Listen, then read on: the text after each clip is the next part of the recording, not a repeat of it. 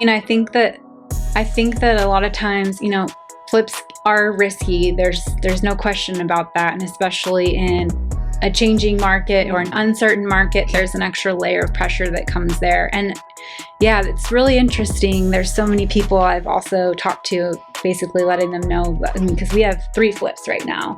And it's like, whoa, aren't you scared? Aren't you nervous? And it's like, yeah, there's always some risk there. But with that level of risk is also that same level of payoff. And I just think, like I've done myself, like you can talk yourself out of anything. You can come up with all the reasons why it wouldn't make sense. And that's ultimately the difference between somebody who can like get past that hurdle and then like see the other side and actually like cross the finish line, or somebody who's always going to be kind of like on the bench just waiting. It's like, It's totally mindset. 90% of it is mindset. I think that might.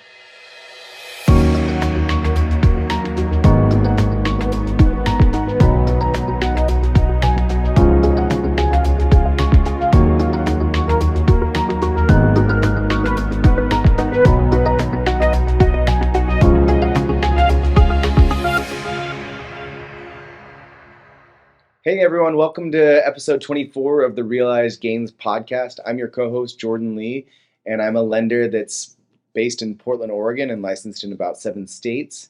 And I also invest in single-family real estate. Yeah, and I'm Stephen Tran. I'm an Oregon realtor, and I invest in multifamily. And today we had 2 guests, really great people, Tyler and Michelle Coble. They're actually agents in my office, and I think they've been in the business for 10 years and 7 years, respectively. Yeah, they have a great partnership. They kind of divide and conquer really well. And they talk about how they transition their business to eventually being not just on the sales side, but also the investing side, doing some flipping and some burring. So it's a super interesting interview. They talk about a really interesting flip that they did that kind of everyone told them not to do. Oh yeah, and I mean, I think that's where we really emphasize the art of real estate, because with their experience, they knew that it would, add so much value, and you're just gonna have to listen and find out, how much value they added. Yeah, and if you have analysis paralysis, this is a good episode for you. So tune in and enjoy. Hey guys, welcome to the Realized Gains podcast. I'm Stephen Tran. And I'm your co-host, Jordan Lee, and we have a couple of very special guests today. We're here with Tyler and Michelle Coble. Funny story, I actually went to elementary school with Michelle many years ago, and they were actually the first call I made when I got into real estate and made the shift. So hey, really quick, if you guys could just kind of introduce yourselves, talk about your story, how you guys got into real estate. We'd love to hear. I know, Michelle, you're also an MBA, which is not necessarily the path that I see a lot of realtors taking. So I'm curious to hear where that transition happened and why. Yeah, so I've been in real estate about 10 years. I know, coming up on 10 years in August. So I, prior to real estate, was a manager at Target, and Tyler can share his story here in a second. He was also a manager. You were his boss at Safeway. No, we both were. She's the boss.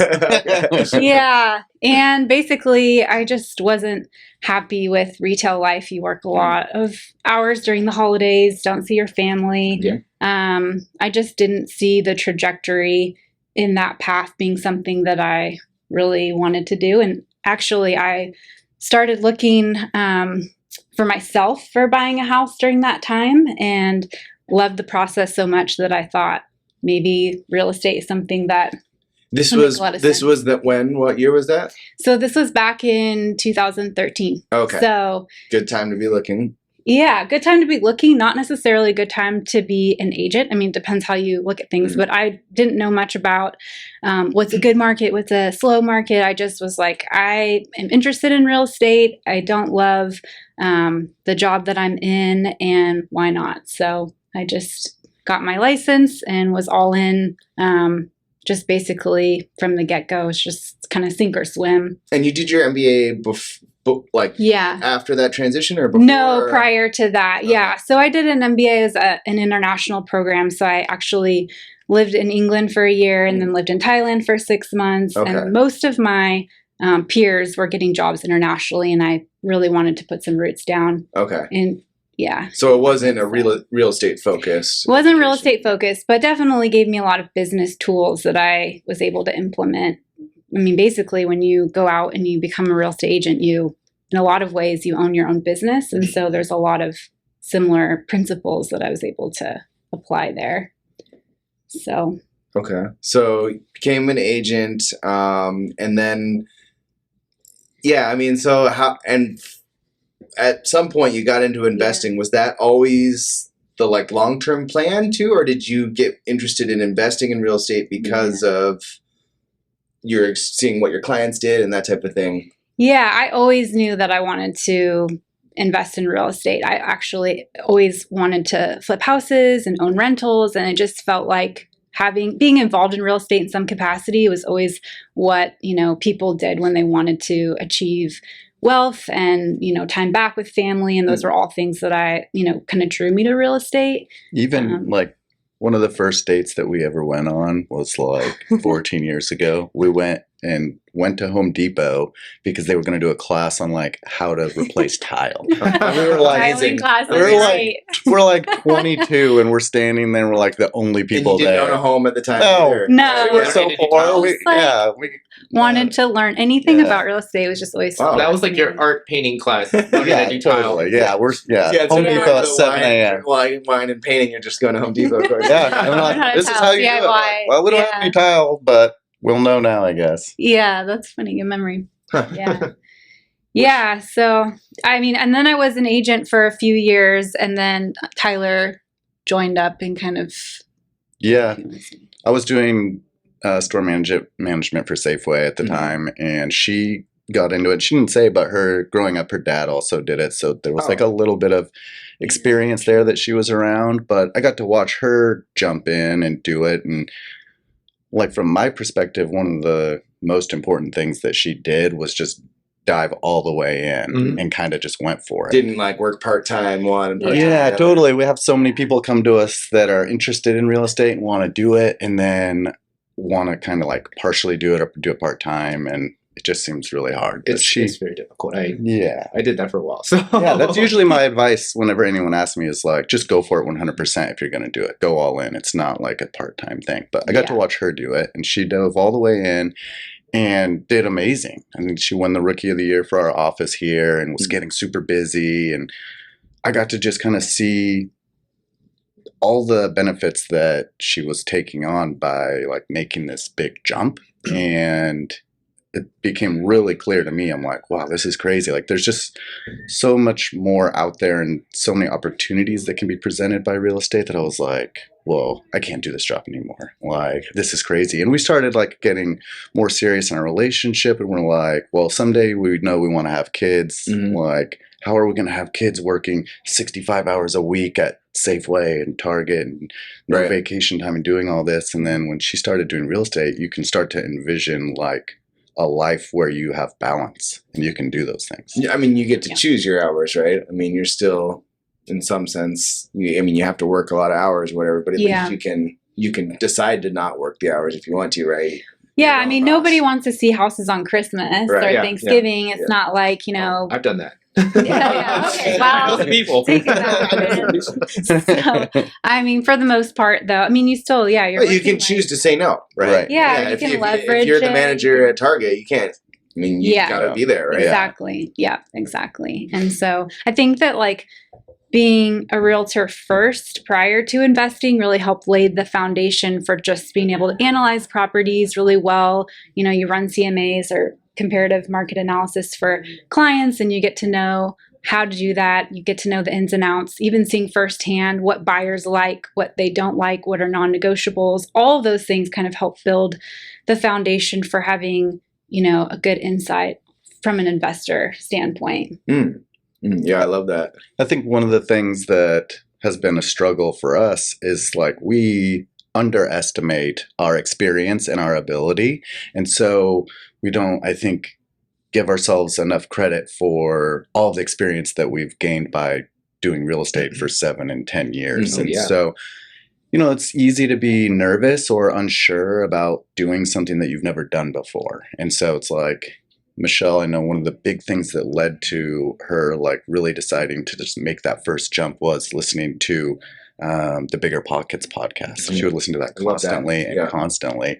But it like built up the... It's a very common thing among our investors, I would say, of the people that we've interviewed, probably like 15 out of 20 or something like that. Love Bigger Pockets, listen on the forums, like started thinking about it, get their brain tuned towards it. Exactly. Like they pick the perfect, not contestants, but people that they interview. It's like just pretty, like teachers or people who just start off like the most basic paths, and then they just decide one day I'm going to invest in real estate, and then sometimes they have these like massive portfolios, and you don't have to start off being a millionaire, having a bunch of money. I think that's sometimes one of the common misperceptions is like, especially with flipping, it's like, oh, you have to be able to pay cash for something, and you don't realize until you start listening to Bigger Pockets or start like engaging with other investors, learning about a lot of the different ways that you can do creative financing and structure something where you don't have to put that much of your own money into the deal. Yeah, I think that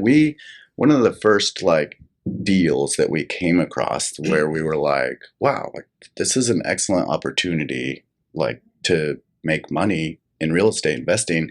We totally like analyzed everything, ran the numbers 15 times, 16 different ways, and we were like, dude, every way we run this, like this is a deal. This will work. Okay. And then we didn't do it. We like passed it off to someone else. This was years ago. This is before you got your first property, or this is just... No, this was before. So we owned our home. Right. We owned our home, and we've done well with what we've done to that one. But it was before we had bought any like rentals. Okay, flips, so you hadn't anything. started. This was years ago. This would have been the first investment property.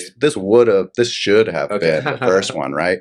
But we didn't have all of the tools and momentum of like, okay, the mental, like we're doing this, let's go. We wanted to do it, but we didn't understand the financing part of it as well as we do now, to where we're like, if you want a deal, if you find a deal, like you'll find money. Yeah. Like you can figure that part out, whether you get a partner or hard money, or you borrow it from somebody that can loan it to you, whatever. Like if there's a deal, there's a way to buy it usually. And we kind of we're like, oh, if we do this, it's going to be too tight. Like we're going to be so broke for 6 months or whatever. And then we watched somebody else do that deal, and we're like, I knew it.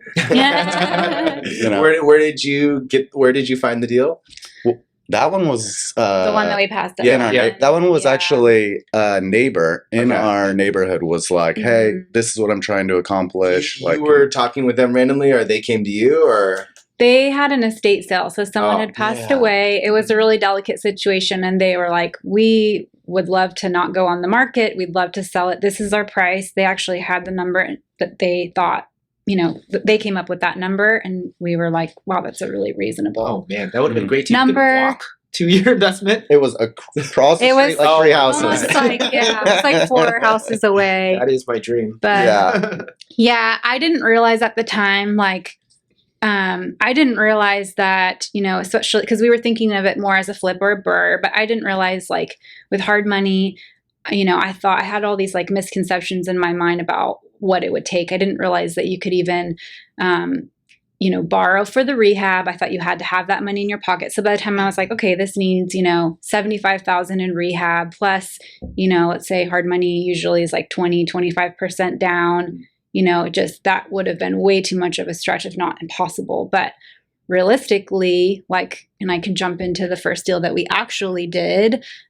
We were able, at the time, the loan structures and rates were better. So they're back to 20%, but it was 10% at the time. And you could do the rehab loan and put that into the deal. And so we found a house that was off market through a wholesaler. They were listing like 5 years later. Yeah, this was last year. Okay. But probably 4 years after maybe like 3 years after we passed up on. Yeah. So a lot of time had passed. It kind of was like just let it lie and just kind of went back to doing what we did with real estate, but kept saving. That's what I thought. Turn away, right? Keep saving, stashing money away. So when the right opportunity comes, we can jump on it. I mean, that was like on our whiteboard for like 2 years. It's like buy an investment property, buy a rental. I think that missing out on that one really did like plant the seed of like, we cannot miss the next one. Like we need to be ready. Yeah. We've heard from other investors as well too. Some of them will just like keep running numbers on properties, so they like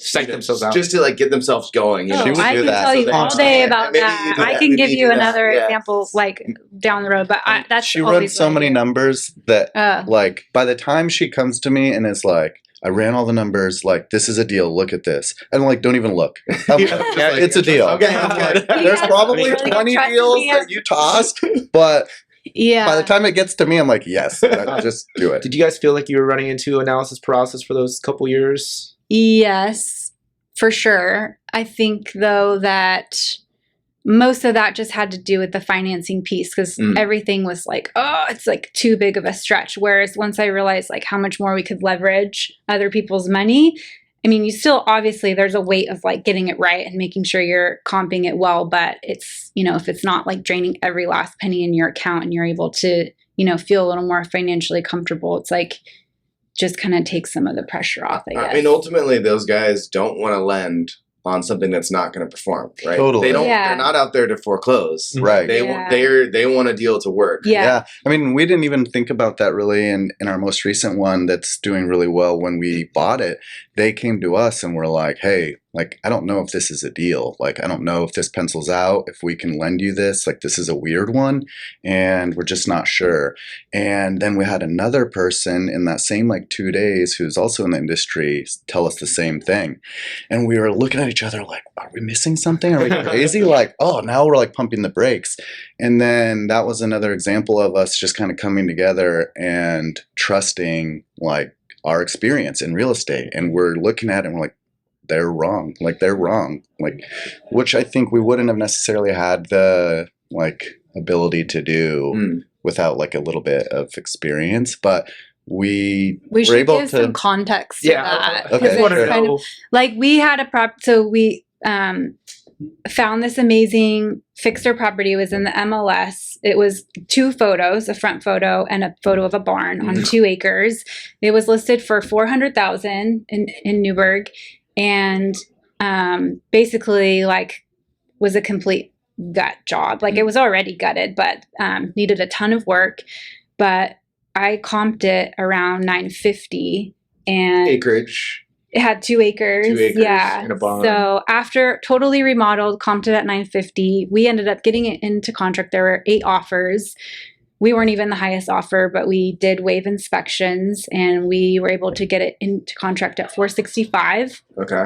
And we used hard money, and the BPO came back at $800, which was our break even. And then it was like, whoa, pump the brakes. Like, what are we missing? Yeah. But all a BPO is a broker price Right. opinion. Yeah. So it's one person's Which, yeah, opinion you should against explain another. that to the audience because Yeah. I had one of those too that was interesting. So help us understand the difference between a BPO, a broker's price opinion, and an appraisal. Yeah, I mean, a BPO is usually just a licensed agent that run comps in the same way that, you know, Tyler and I can run comps. It's not as thorough as an appraisal. It's just usually, I mean, just a guide, really. Mhm. Like, I mean, you might be able to highlight more. Well, I On mean, that, but- so I see it from on my side. I mean, for conventional loans, you can't ever really use a BPO, but Yeah. you can sometimes for HELOCs on certain banks will allow that. So when I was getting a HELOC for my property, they did the automated valuation, right? And Yeah. that came in like a lot lower than I thought it was going to be. And so they're like, okay, do you want to do a BPO or an appraisal? And so I requested, okay, let's try the BPO. And Yeah. I talked to the realtor for a little bit and just like made sure she understand, oh, by Yeah. the way, like it's zoned this way so I Yeah. could split off a lot or whatever. Right. So to your point, like an appraisal, they're going to look at the comps of closed sales in the last 6 months in the area. It's a licensed appraiser that's all they do for their living. Right. Mhm.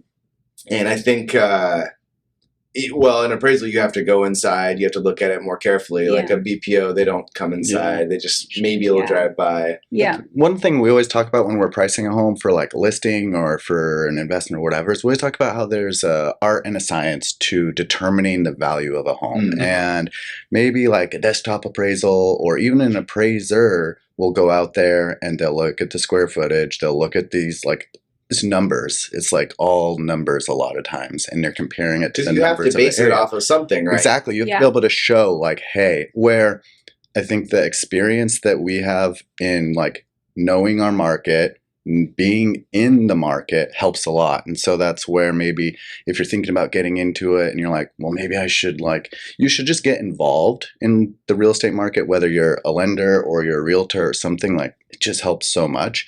That's where we were able to like see past these things because we knew that when it was done, this was so hard to find. Right. Like the BP, maybe the agent just who did the BPO, maybe they're not familiar with it or whatever, but we knew that a basically completely redone new home in this area on acreage is so hard to find. And we had clients. Yeah. We had clients that we were like, this is the buyer. Like we have buyers for this home. It just doesn't exist. So we knew if we could create that home, it was going to do better than 800. Yeah.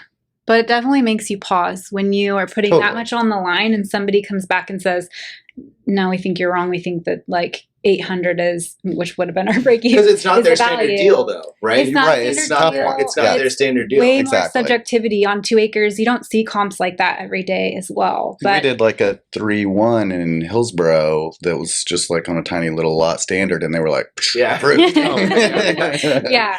Well, I mean, you're telling me like you bought it at what, 465? Yeah, and break even was 800. So it was a lot, but because we were building a lot of money. Yeah. I mean, it was like the remodels like 250 plus like the lender fees, carrying costs, closing costs, realtor fees. I mean, you factor all of that in, and not to mention when we bought it, that was right when rates were like around 6%. Right. So that was part of the battle too, is like, this is not a standard home that's in Portland. That's a 3-2. This is acreage property in Yamhill County, higher risk in a turning market.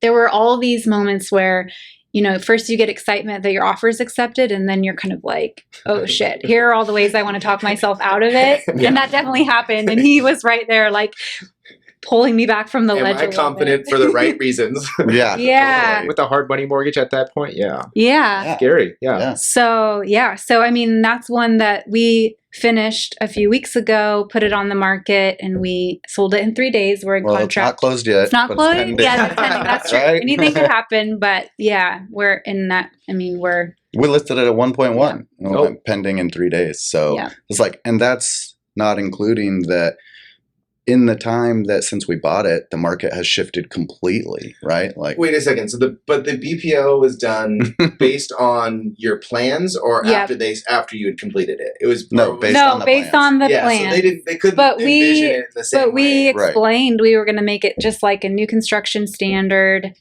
I provided photos of another flip that I did that was, around that same caliber. And they did end up revising their BPO to 850, which is why we got the loan. But it was still like, best of luck to you. This is basically like, if you want to break even, take that risk. They were close then. Yeah. But it appraised okay. Oh, we just had our appraisal. We just had our appraisal yesterday. I have no. It's not officially back, but he said they didn't have any concerns. It didn't impact. And if I run the comps right now, when we priced it, I felt so good about the price. I don't have any concerns with it. But it's interesting because everyone that we're talking to recently is like, we're probably not going to do much flipping in this year because rates are higher, deals are harder to find. But there's still deals out there, right? Yeah, and that was in our MLS. I mean, I think that a lot of times, flips are risky. There's no question about that, and especially in a changing market or an uncertain market, there's an extra layer of pressure that comes there. And it's really interesting. There's so many people I've also talked to, basically letting them know, because we have 3 flips right now. And it's like, whoa, aren't you scared? Aren't you nervous? And it's like, yeah, there's always some risk there. But with that level of risk is also that same level of payoff. And I just think, like I've done myself, like you could talk yourself out of anything. You can come up with all the reasons why it wouldn't make sense. And that's ultimately the difference between somebody who can like get past that hurdle and then like see the other side and actually like cross the finish line, or somebody who's always going to be kind of like on the bench just waiting. It's like, it's totally mindset. 90% of it is mindset. I think that might be like the best advice that we could give would be like, find a way to just go and do it. And all those mental hurdles that come up of like reason 1, 2, 3, 4, 5 not to do it, they're always going to be there. But the more you can educate yourself and like empower yourself and feel better about just the ability to evaluate a deal, it's going to go a long way. I mean, right now, like this market, let's say it's a depreciating sales prices, you're like uncertain about what the future holds. Those things still create like even better deals because there's sellers that are like panicking. I mean, we negotiated a flip that we're on like working on right now down like $100,000 off the list price. Like, I mean, it was originally listed for $425, but that was not a realistic price. And then they eventually dropped the price to $350. And there was a pretty rough tenant living in there, like porter, had a huge, like 70-pound dog, just completely destroying the place. But we got into contract for $310, and then after inspections and everything, got it all the way down to $255. Oh, wow. And so that to me is an example of like how this market can help an investor, because that seller was thinking, if it doesn't sell now, or if we terminate, or whatever it is, then we're going to have to go back on the market, start again. It feels like it's getting worse. And so then that created a great outcome for us. But part of it is that we have, we have an idea of what we expect the market to do over the next like 6 to 8 months, and that could change. But if you know your numbers and you can evaluate that, then you can just build that in. Like, okay, I'm expecting sales prices to do this over the next like 6 months. And so the numbers either work or they don't.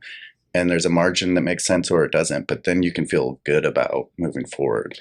It seems to me too that you're not like finding a house, putting some paint on it, changing the trim, and then reselling it. It seems to me more that you're looking at deals that are heavy, like, pretty intensive value add, which in this market, there's actually quite a few of them. And I think people kind of shy away from those deals because they're more work. But to me, there's always going to be that deal there, right? Because that work needs to be done, and someone's going to pay a lot more for something that's remodeled than not. Because nobody wants to do that work. Exactly, and that's where our margins live, are doing the stuff no one else wants to do. And I think the thing that we're finding right now is that the homes that are selling are the ones that are totally dialed and that don't need work and create an emotional like connection that can help a buyer move past the logical like rates are high, these are the things that are scaring me. Like the emotion of seeing a beautiful home with beautiful staging is what helps them jump past that and be like, I just have to have this house. And so that would be advice that I have for anyone like right now. If you are doing it, do it right. Do it right. Yeah. And do it nice and create that emotional connection to the home, and don't expect to be able to just kind of be like, we'll just do a little bit of this, send it out. And it's just a vacant shoebox with nice paint. It's like, can you tell me a little bit about your renovation process? Like how you got started in it? Were you thinking like, I'm going to do some of this hands-on, or I'm just going to pull on, go get contractors? Like what was your process? Well, so we bought, our first rental, and we did a lot of work ourselves, and that was rewarding in ways, but we quickly learned like the power of leverage and the power more than like floors and. We did like we gutted the kitchen. I'm talking about Ronald. Yeah, we gutted it. So it didn't need much. It needed a wall to come down and replace the kitchen. Okay. And, well, I guess that's not much for us, but like we built cabinets. We did. But we did. Yeah, we did a lot on that one. So like we did the cabinets. I did 8 months pregnant. Oh, yeah. I built those cabinets in the garage. But that's the like, I guess that's the like the go-getter. Like, just go do it, get it done. Like, take that step. Like, be 8 months pregnant and do it. I mean, that's just the way that Michelle is. But we, so we did some stuff on that. It was like pretty specialized woodworking that you just figured out how to do it. If you got a rental that's, no, I mean, if you have custom cabinets, maybe, but most of the like RTA ones are pretty standard. I mean, you just put some shims and you screw it to the wall. It's easier than he IKEA. installed them. I just assembled like the cabinet box and then he put it in. And we had a little experience, so I did the cabinets in our personal home. And that's true. So you guys actually, that's a good point. Before you did your first rental, you also renovated your home once or twice, right? Once. We bought a 1968 and it was like Brady Bunch when you walked in. Oh, and yeah. I've been there. We spent a couple of years doing that and we enjoyed it. But so we had some experience going into this rental and we did a lot ourselves. We did the cabinets. Michelle did like some tile at the fireplace. And with that one, we were less concerned because it was going to be a rental. It didn't, we weren't thinking we'll sell this. We were thinking we'll burr it. Right. And so we did some stuff ourselves. We had a contractor do the wall and it wasn't too bad. It was like kitchen cabinets, paint, refinish floors, and it wasn't too bad. Exterior paint. Exterior. I did do the exterior paint myself. But we were interested in doing that. We like doing certain projects. So it was like a balance of, well, I like to do this, can save a little money, let's try it. And then we rented that one out and we were planned to burr that one. And then when it came to burring, it didn't pencil out. And so we ended up keeping more money in it than we expected and just rented it out. Okay. And then, so for the next one, you were like, screw that, I'm not doing cabinets. Well, that, and then once we bought our next one with the intention to flip, there's a higher standard there, I think. Totally. When, you want to make sure you do everything by the book. So it's very much like hire out a licensed contractor for 99% of the jobs. Like I did some wallpaper in a bathroom and I convinced him to do an accent wall for me in the primary suite. And that was about it. For the most part, it was like hire everything else out. Yeah. Now we kind of pick and choose. Are we interested in doing it? Like, are we going to enjoy doing it? Choose the fun projects. Yeah. And choose the ones that don't require expertise, right? Like that like a professional needs to do. The detail work. Yeah. But a lot of those things are like some of the biggest value add things, I would say. Like in selling those 2 flips, the little wallpaper that Michelle will do or an accent wall, these things cost almost nothing, like a couple $100. But I'll hold the open houses and you'll just see people come in and be like, oh my gosh, it's beautiful. And like, oh, it's like $300. I mean, but that stuff makes a difference. Yeah, that makes sense. Well, you can't see when you change the bones, right? When you remove a wall, they didn't have no context for that. They didn't see the before, but they can see the accent, the pretty stuff, right? Totally. Yeah. Huh. Okay, and so talk to us about, a lot of our viewers, and me too, everyone really, has a hard time selecting contractors, knowing what to do with that process. How have you gone about that? Well, I think it's a work in progress. Yeah. I mean, I think that having the right contractor is really, really important. And it's really hard to find somebody that's affordable, that's going to do it well, and that's going to do it within the time frame that you need it to be done in. Because usually it's like you can get two of the three. Yeah. So it's like, I'm still trying to find like the magic contractor that can do all 3. But we're still kind of refining our search in that. But and this is just another reason why having our real estate background has helped us. So we've worked with so many contractors in the last decade that, we have like, okay, these people are good, these people are not good. And so by the time we got to our first flip, we knew, okay, like of the contractors we've worked with, like this is who we're going to give a shot. And like Michelle said, it's like it's a work in progress, but we had that like list of people, right? But another thing that Michelle did was partner with someone that has a lot of experience doing flips. Okay. And this person also has their own list of contractors and things. And so that's been a really big resource of just partnering with somebody who has tons of experience.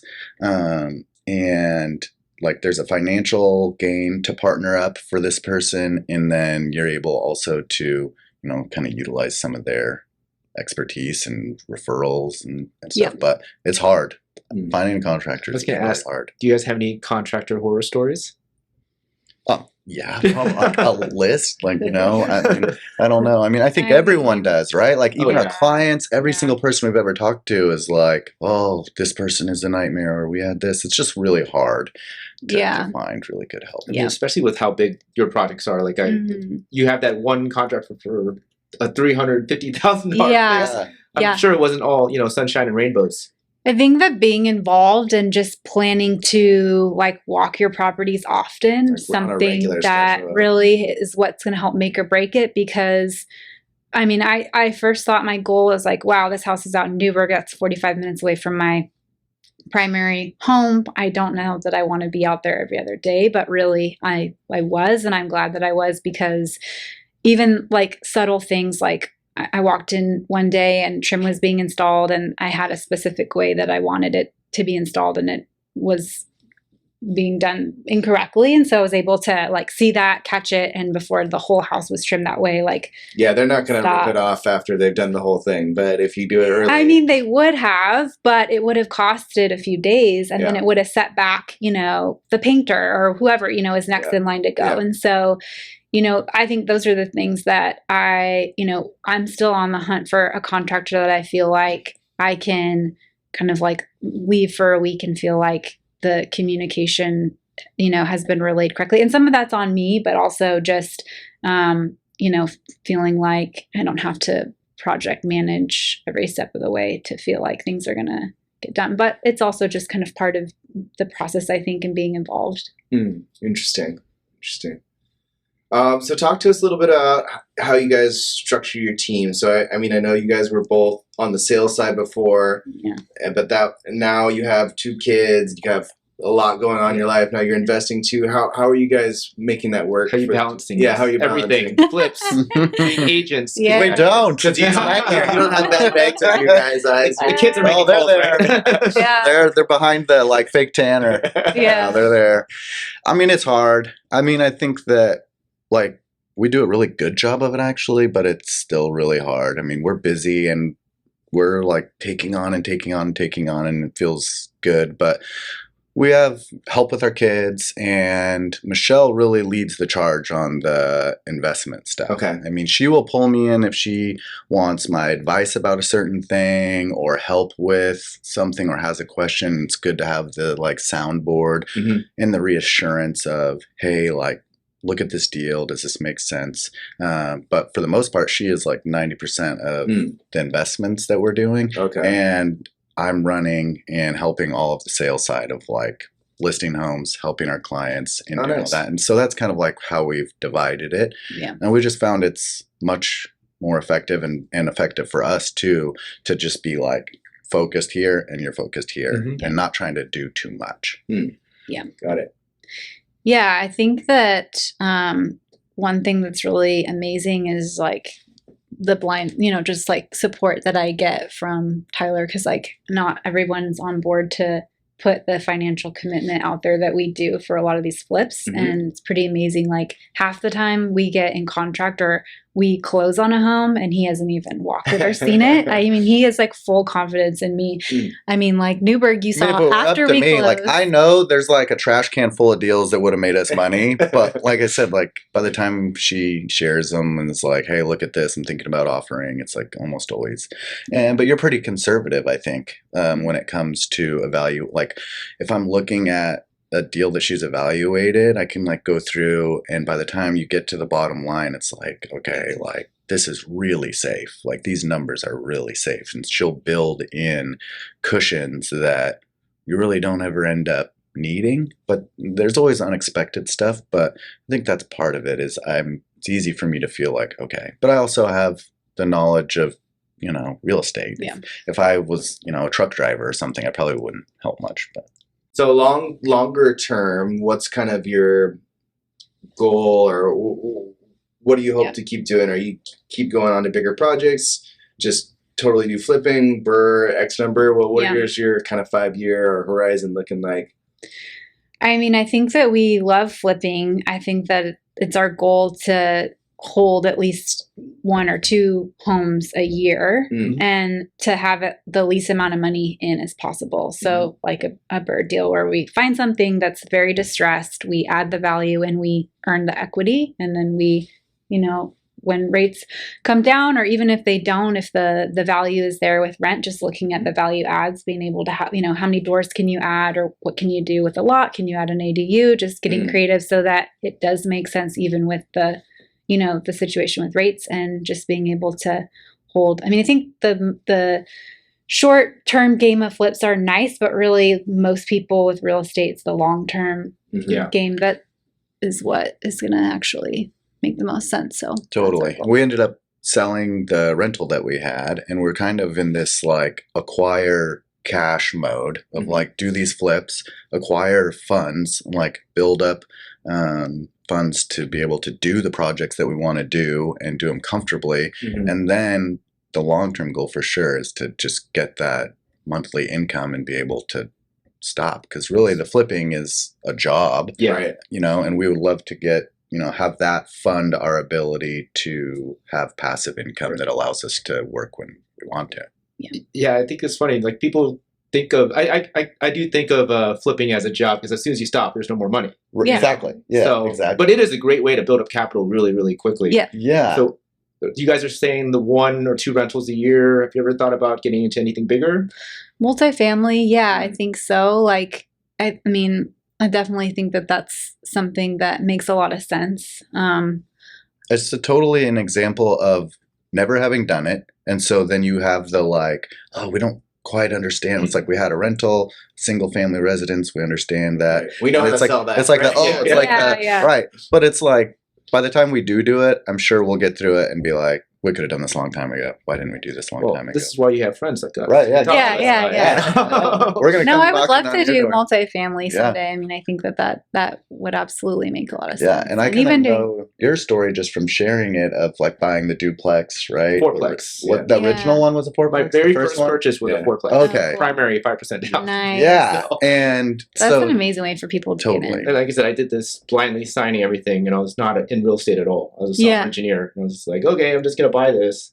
And, oh, but that's such a good Good thing example you of did it. like just going and doing. Oh, and yeah. like looking at it. And I always say like with our business, whatever it is like Michelle is like the magic, but the magic is like the going and the doing and the action. And it's like that first step is like the most Oh, important one. everybody can watch YouTube and listen to podcasts, all Yeah. that stuff. You don't really experience it until you do it, and you find all the hardships, and then Yep. those are the learned experiences that really help you grow, not Yep. informational stuff that doesn't add any value to you. Totally. Until you have to like take a sledgehammer and break Well, down a kitchen. Yeah. You don't really know. It's Yep. like we were just talking about before this podcast with Bold. It's like the more uncomfortable that you get, the more you put yourself out there. It's like Mhm. that's also like equally like the amount of gain that you will Yeah. eventually like Yep. receive. So And you mentioned maybe adding ADUs to properties. Do you guys see yourself getting into the development and new construction area as well too?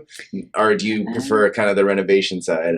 I like the renovation side. I mean, I'm not going to say never because I think that could be fun too, but I think that it's nice when you can find something. Like I always love finding properties that have really good bones, Mm. have, good siding, good roof, new windows. It's just the inside is pretty rough. Like Yeah. the first flip that we did, it was like total cat house. There were bird feathers everywhere, rat feces, Oh. human feces. Oh, When Come on. no, Michelle. come on. I mean, when we had the backyard was just all blackberry bushes, and when we had a Oh, landscaper geez. come in and plow it down, they found like heroin needles. I mean, Oh it was my like the worst of the worst. But that's like what made it amazing because those are easy fixable things, and it was just a lot of like, a lot of times you're going to replace flooring, you're going to put new paint in, you're going to redo the kitchen. So it's like the uglier that it looks up front, the more of a discount that you can get on it. So, I mean, I just love the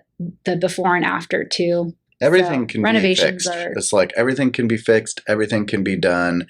Anything that you want to do with a house can be done. It's just a matter of understanding how much it'll cost and whether or not it's going to add value to the house or not. But like you walk into a house, no matter how bad it looks, like that can be cleaned up. It's just going to cost money. Mm.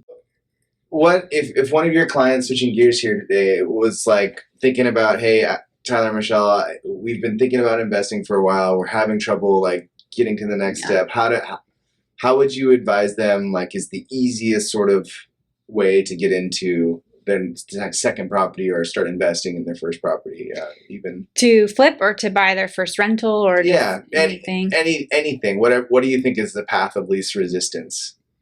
Oh man, if I was talking to like a young investor or like myself 10 years ago or something, yourself 10 years ago, working in retail, whatever. Dude, buy a duplex or buy a fourplex and live in it and rent out the other side is like a no-brainer to me. It's like, man, that's the way to go because you can qualify for more, right? And you can, offset the mortgage. You can offset the mortgage. Renovate the home when you're living in there. And if you buy, a $400,000 detached house and you just move into it, it's like, you're not going to get any help with your mortgage and you're going to get appreciation on a $400,000 asset, where if you buy a $700,000 duplex, you'll get, your $350 side, but they're going to help you pay for it. And then you're going to get appreciation on $700.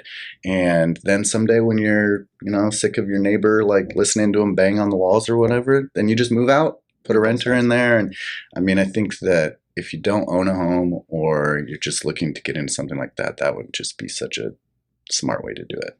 Yeah, I agree.